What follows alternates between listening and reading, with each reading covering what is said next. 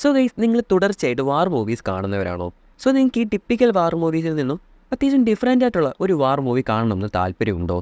അങ്ങനെയാണെങ്കിൽ നിങ്ങൾക്ക് വേണ്ടിയാണ് ഇന്നത്തെ ഈ ഒരു വീഡിയോ എന്ന് പറയുന്നത്.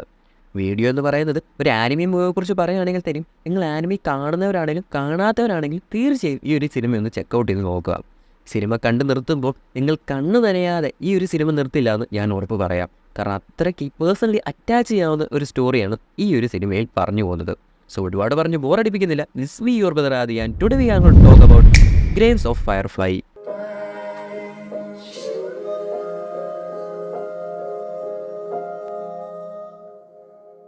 സോ ഈ ഒരു മൂവിയിലെ കഥ നടക്കുന്നത് സെക്കൻഡ് വേൾഡ് വാർ സമയത്താണ്. അന്ന് അമേരിക്ക ജപ്പാന് നേരെ ഒരു യുദ്ധം തുടങ്ങുകയായിരുന്നു. അങ്ങനെ അവിടെ വെച്ച് ഒരുപാട് ജനങ്ങൾക്ക് അവരുടെ വീടും കുടുംബവും ഒക്കെ നഷ്ടപ്പെടുകയായിരുന്നു. തുടർന്ന് അമേരിക്ക ജപ്പാന് നേരെ ഒരുപാട് മിസൈൽ അറ്റാക്കുകളും നടത്തുന്നുണ്ടായിരുന്നു. ആ ഒരു മിസൈൽ അറ്റാക്കിൽ ഒരുപാട് പേർക്ക് പരിക്കേൽക്കുകയും ഒരുപാട് പേർക്ക് അവരുടെ ജീവൻ നഷ്ടമാവുകയും ചെയ്തു. തുടർന്ന് അങ്ങനെ ഒരു മിസൈൽ അറ്റാക്കിൽ എല്ലാം നഷ്ടമായ സെറ്റ എന്ന് പറയുന്ന പയ്യനും അവൻ്റെ അനിയത്തിയായ സെറ്റ്സുക്കോ എന്ന് പറയുന്ന ഒരു പെൺകുട്ടിയുടെ കഥയാണ് ഈ ഒരു സിനിമ എന്ന് പറയുന്നത്. അവരുടെ അമ്മ ഇതേപോലെ ഒരു മിസൈൽ അറ്റാക്കിൽ മരണപ്പെടുകയായിരുന്നു. അതേസമയം തൻ്റെ അച്ഛൻ ഒരു സോൾജർ ആയതുകൊണ്ട് തന്നെ അദ്ദേഹത്തിന് തൻ്റെ രാജ്യത്തിന് വേണ്ടി ഫൈറ്റ് ചെയ്യാനായി പോകേണ്ടതുണ്ടായിരുന്നു.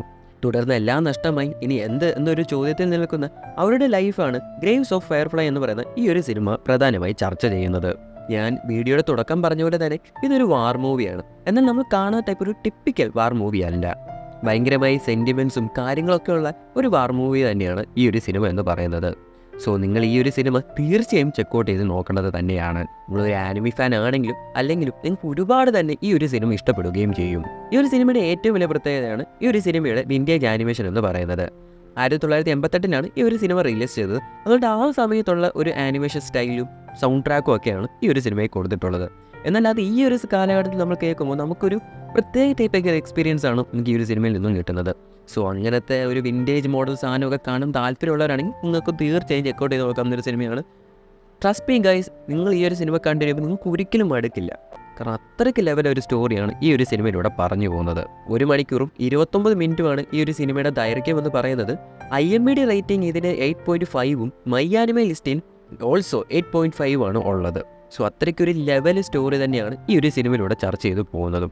സോ നിങ്ങൾക്ക് കാണാൻ താല്പര്യമുള്ളവരാണെന്നുണ്ടെങ്കിൽ തീർച്ചയായും ചെക്കൗട്ട് ചെയ്ത് നോക്കുക. നിങ്ങൾ കണ്ടവരാണെങ്കിൽ നിങ്ങളുടെ അഭിപ്രായം താഴെ കമൻറ്റിലൂടെ അറിയിക്കുക. സോ വീഡിയോ ഇഷ്ടമായെങ്കിൽ ലൈക്ക് ചെയ്യുക, ഷെയർ ചെയ്യുക, സബ്സ്ക്രൈബ് ചെയ്യുക. തൊട്ടടുത്തുള്ള ബട്ടൺ ക്ലിക്ക് ചെയ്യുകയാണെങ്കിൽ ഞങ്ങൾ ചെയ്യാൻ പോകുന്ന ഇങ്ങനത്തെ വീഡിയോസ് നിങ്ങളിലേക്ക് നോട്ടിഫിക്കേഷനായി എത്തുന്നതായിരിക്കും. സോ ഇതിന് നല്ലൊരു എപ്പിസോഡ് കാണാവുന്ന പ്രതീക്ഷയോടെ this is me your brother Aadi sign out with AK Spoke Malayalam.